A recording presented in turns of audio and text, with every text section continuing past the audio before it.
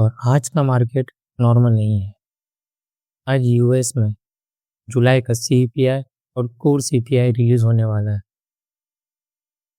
एक नंबर और उसके बाद डॉलर, गोल्ड, फॉरेक्स सब कुछ सेकंड में रीप्राइस हो सकते हैं। लेकिन आज मैं सीपीआई प्रिडिक्ट नहीं करूँगा। मैं आपको 3 सिनेरियो दूंगा, बुलिश, बेरिश और नो ट्रेड। और मार्केट जो सिनेरियो चूज करेगा हम वही ट्रेड करेंगे। तो जैसे आपको पता है कि आज जो न्यूज़ है, सबसे पहले कैलेंडर समझते हैं कि आज सीपीआई और कोर सीपीआई रिलीज होने वाला है। सीपीआई कंज्यूमर प्राइस इंडेक्स होता है, ठीक है। अगर उसमें कोई चेंजेस आया, मेजर चेंजेस आता है, या कोर सीपीआई में फूड या एनर्जी या ये सब रिलेटेड कोई भी चेंजेस आता है, जैसे यहाँ पे बताया गया अभी तक फोरकास्ट में 3.4, ठीक है। और हमारा कोर सीपीआई बताया 2.5। ये एक अराउंड है, लेकिन ये सिर्फ एक्सपेक्टेशन है। एक्चुअल नंबर क्या आएगा कोई गारंटी नहीं है। तो अब क्वेश्चन ये है कि गोल्ड और सीपीआई से क्या फ़र्क पड़ता है। गोल्ड डायरेक्ट डॉलर और इंटरेस्ट प्राइस एक्सपेक्ट और अफेक्ट होता है। अगर इन्फ्लेशन एक्सपेक्ट से ज़्यादा हो तो मार्केट हायर और लॉन्गर रेट एक्सपेक्ट कर सकते हैं।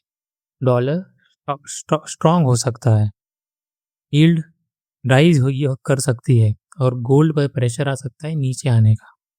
लेकिन अगर इन्फ्लेशन एक्सपेक्ट से लोअर आता है, जैसे कि 3.4 से नीचे आता है, 2.5 से नीचे आता है, तो डॉलर वीक हो सकता है और यील्ड डिक्लाइन कर सकती है और गोल्ड को अपसाइड सपोर्ट मिल सकता है। लेकिन ये मैकेनिकल फॉर्मूला नहीं है।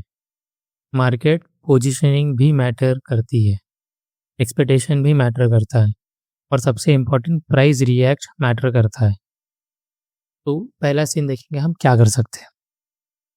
सपोज सीपीआई अगर एक्सपेक्टेड से क्लियर हायर आता है और डॉलर को यील्ड में बुलिश मिलता है, तो बट वैसे गोल्ड सेल में जाएगा। तो लेकिन मेरा फर्स्ट रेड कैंडल शॉर्ट नहीं रहेगा। पहले लिक्विडिटी, फिर डिस्प्लेसमेंट, फिर स्ट्रक्चर ब्रेक और फिर रीटेस्ट पर तब सेटअप पे मैं ट्रेड करूंगा। सेकेंड, अगर सीपीआई एक्सपेक्टेड से क्लियर लोअर आता है तो डॉलर वीक हो गया, दैट मीन्स गोल्ड ऊपर ही जाएगा। तो फर्स्ट ग्रीन कैंडल चेज नहीं करूंगा, कंफर्मेशन का वेट करूंगा मैं। और तीसरा और इम्पॉर्टेंट और ये सबसे इंटरेस्टिंग सिनेरियो है, हेडलाइन सीपीआई में कुछ और कह रहा हो कि कोई भी अगर दोनों तरफ का अप्स एंड डाउन्स, फिर भी अगर वो ऊपर साइड एक वीक और नीचे साइड वीक मारता है, फिर ऐसे डायरेक्शन में क्या कर सकते हैं कि हम वेट करेंगे, देखिए कि डिसीजन क्या लेना है। और मोस्टली तो नो ट्रेड ही होगा अगर ऐसा हुआ तो सीपीआई में पहले चार्ट पर मैंने ये लेवल मार्क कर देता हूँ, ठीक है। सो लेवल्स क्या हो सकते हैं मार्क करने के लिए, मैं आपको बता देता हूँ। इसको हटा देते हैं। सबसे पहले मार्क करेंगे previous day high, plus day लो। के बाद हम देखेंगे कि मेजर लिक्विडिटी कहाँ पेंडिंग पड़ी। फिर अब देखो कि मेजर लिक्विडिटी कहाँ पेंडिंग है। तो ये जिसने बाई किया है यहाँ पे, ठीक है, ये एक रेंज बाइंग की, एक ये रेंज बाइंग की, यहाँ पे अभी तक लोगों के एसएल नहीं दिए गए, ठीक है। और सेलिंग साइड आप देखो तो ऊपर की तरफ आप सकते हो, ये देखिए ये एक लेवल है यहाँ पे मेजर लिक्विडिटी पेंडिंग बैठी है। एक ये लिक्विडिटी का जोन हो सकता है गाइस हमारा, कि जहाँ से मार्केट एक सेल की तरफ आ सकता है, ऊपर पहला वीक मार के, ठीक है। तो ये एक बाइंग लेवल है, ये एक है। तो पहले नीचे गिरता है, देखते हैं मार्केट क्या करे और उसकी ट्रेंड हम देख सकते हैं। इसी तरह से ये जो कल का लो है ये भी नहीं निकला है मार्केट से, तो निकल के ऊपर जा सकता है। ये अभी तक मेरे गोल्ड में व्यू है guys. New new reserve release के बाद मेरा सिर्फ कैंडल नहीं देखूंगा, मैं देखूंगा कि लिक्विडिटी कहाँ गई, डिस्प्लेसमेंट कहाँ हुआ, स्ट्रक्चर कहाँ ब्रेक हुआ और रीटेस्ट कहाँ मिला। फर्स्ट कैंडल एक इन्फॉर्मेशन है और कंफर्मेशन की एंट्री सेकंड कैंडल पे बनेगी guys। तो ये लेवल से मार्क कर लीजिएगा, बहुत इंपॉर्टेंट लेवल। इसी पे पता चलेगा कि सीपीआई हमारे लिए क्या करेगा। इसी तरह से हम दूसरे पेयर भी देख लेते हैं। यूरो यूएसडी का पेयर देख लेते हैं। इसमें ऑलरेडी ये लेवल मार्क कर रखा है, यहाँ से बाइंग जा सकती है। अब देखोगे तो यहाँ पे भी लिक्विडिटी पेंडिंग है। सेम जीबीपी यूएसडी में भी आप देखोगे यहाँ पे लिक्विडिटी अभी भी पेंडिंग बैठी है। फिर आता है हमारा ये पेयर है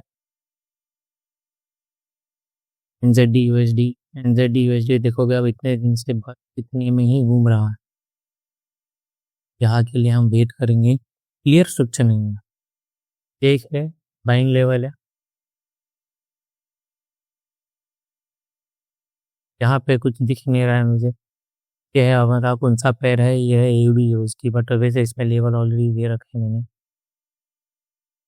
ये है जीबीपी जेबीवाई शायद से। चार्ट आज पता नहीं क्या हो गया ट्रेडिंग में बहुत। यूएसडी जीपीवाई ठीक है, क्या हो गया। यहाँ के जितने भी वायर्स उठाए थे उन सब इस तरफ ही जाना है। इस लेवल है जीपीपी जीपीवाई, सेम लेवल हमने मार्क किया हुआ है। यहाँ पर आएगा तो हम देखेंगे क्या करना है।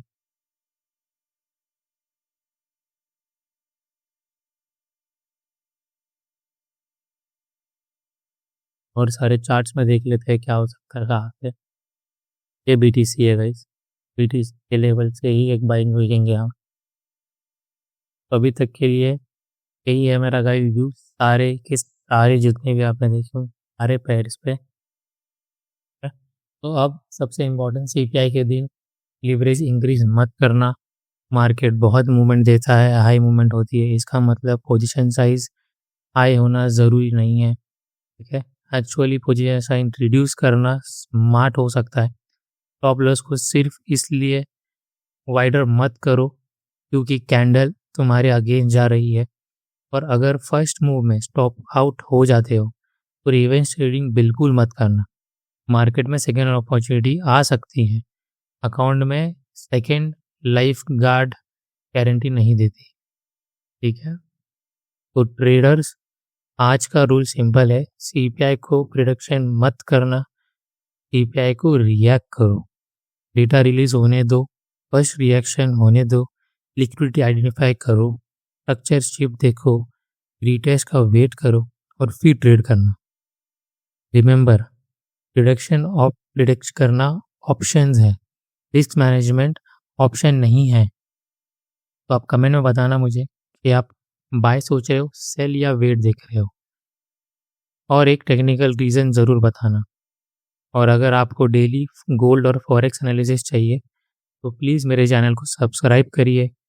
मैं हूँ आपका एमएफएफ की तरफ से। ठीक है, master the market, master yourself guys. Like किए बिना जाना नहीं। ठीक है, थैंक यू सो मच।